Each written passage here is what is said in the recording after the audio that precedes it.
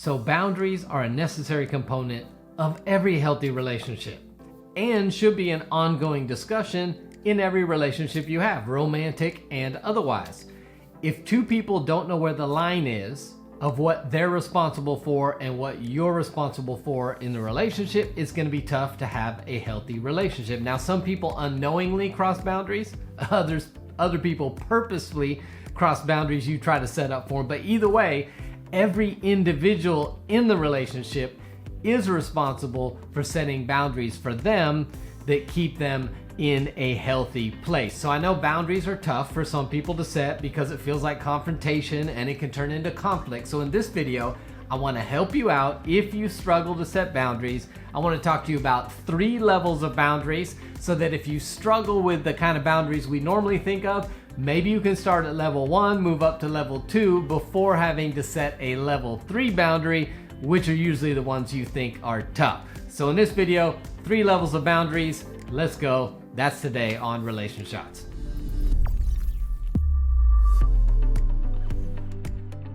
Hey, welcome to Relation Shots. If this is your first time hanging out with us, welcome to the place to get practical relationship advice that actually works in your relationship. If you're not already done so, go ahead and click the subscribe button and the bell notification so you don't miss upcoming videos.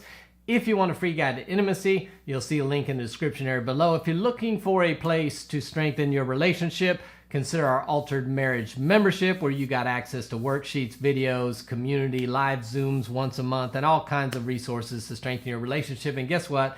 It's Black Friday week, so we're offering 35% off the annual membership for Black Friday. You can use the code BF35 and get that discount as well. All right, let's talk boundaries. Now, I've done a couple other videos on how to manage boundaries with in-laws and how to tell if you have boundary issues. And a lot of the questions we get are around how we exactly set these boundaries. And a lot of times the people asking are those who don't love confrontation. So they're like, I don't like to set boundaries because then it causes conflict, or I have to have a confrontational conversation and it doesn't go well. So I'm gonna help out all of those who struggle to set boundaries. Today we're gonna talk about 3 levels of boundaries. So if you struggle with setting what you feel is like a confrontational conversation kind of boundary, that's level 3. Maybe you can start level 1 or 2 and work your way in to setting boundaries in a relationship. This should help you out. So let's start with level 1 of setting boundaries, are what I call unspoken boundaries.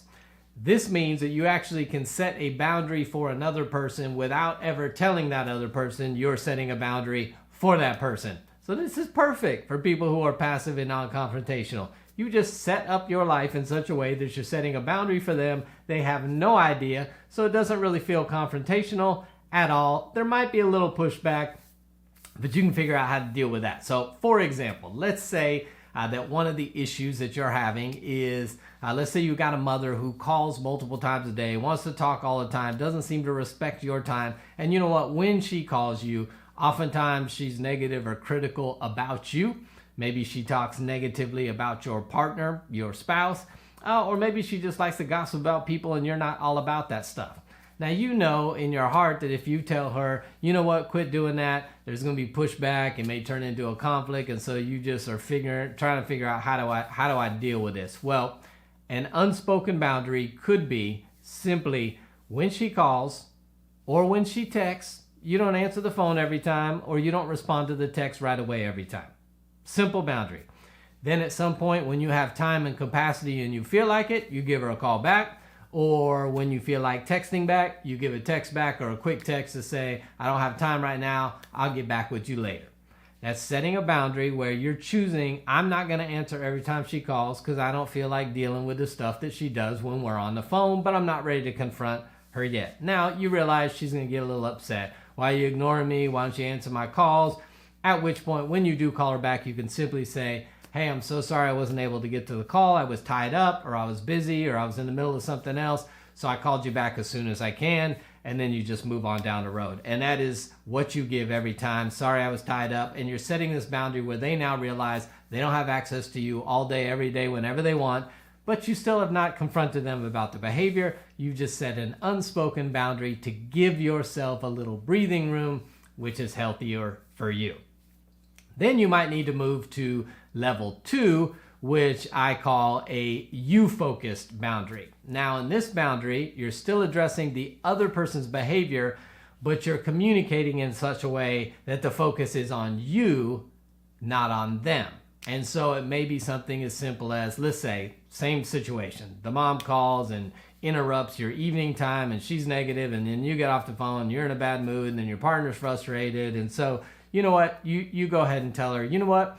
For our marriage, what we've decided to do, my husband and I, we've decided that from 7 to 10 p.m., we're just kind of putting our phones down. We're removing distractions. We want to focus on connection with each other and strengthen our relationship. And so that's a move we're making for our relationship. I've not even mentioned the mother yet. All I'm saying is we're setting a boundary that's us focused, not other focused, and we're protecting our relationship.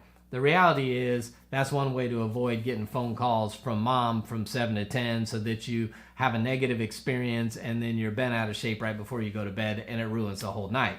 I'm setting a boundary. It's really focused on her behavior, but I'm doing it in such a way that the focus is you, which means we are setting this boundary for us, not for the other person. And so it doesn't feel as threatening. It doesn't feel as attacking. They're going to not tend to get defensive about it, but it's still a boundary where we're trying to protect ourselves from the other person. So level 1 and level 2, we really have not even talked about the other person's behavior that we don't like yet, but we've already been able to establish some boundaries to give us some reprieve from the behavior we don't like.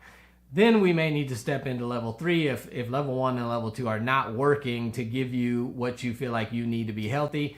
Then you have to go to level 3, which does feel confrontational. And in this one, what I call the others focused boundary is now you got to address the other person's behavior. You got to identify specifically, this is the behavior that I'm not okay with. And then this is the boundary / consequence that will come with my boundary if the behavior persists. So now you may actually have a conversation with mom where you say, hey, when you call, you tend to be critical of me or negative of me or get in a fight with me, or you're negative about my spouse and I don't like that, or you just want to gossip about people and I'm not interested in the negativity. So what I'm saying is I love conversations with you. You're my mom. I'm not interested in those aspects of conversation. So if you start taking the conversation to those places, I'm going to politely end the conversation and hang up. That's a boundary I'm setting. I'm going to do it in a kind way. I'm not just going to go hang up. I'm going to say, hey, we're going down a road that I told you I didn't want to go down. So I'm going to go ahead and end the conversation for tonight. Love you. Talk to you another day. And then you'll hang up. You've specifically addressed the behavior. You've given clear direction on what the boundary is and what you're going to do when they cross the boundary. That's an others focused boundary. That's usually the boundary we're talking about. But if that's hard for you, level 1 and level 2 may be ways for you to ease into setting eventually a level 3 boundary. So I hope that was helpful for those of you that struggle with confrontation or tend to be a little bit passive and aren't sure how to set boundaries. Start with one that is unspoken, then maybe move to one that you're actually saying the focus is about yourself, not the other person. And then eventually maybe you have to move to the others focused boundary. But hopefully that helps you out. I'd love to hear your comments in the comment section below. Maybe some ways you set boundaries without the other person even knowing, or how you have a gentle conversation to set an others focused boundary with them as well. Don't forget, if you're looking for a place to strengthen your marriage, consider our Altered Marriage membership. 35% off this week, ends at Friday at midnight. You can check out the links for that below as well. And until next time, I'll see you right back here on Relation Shots.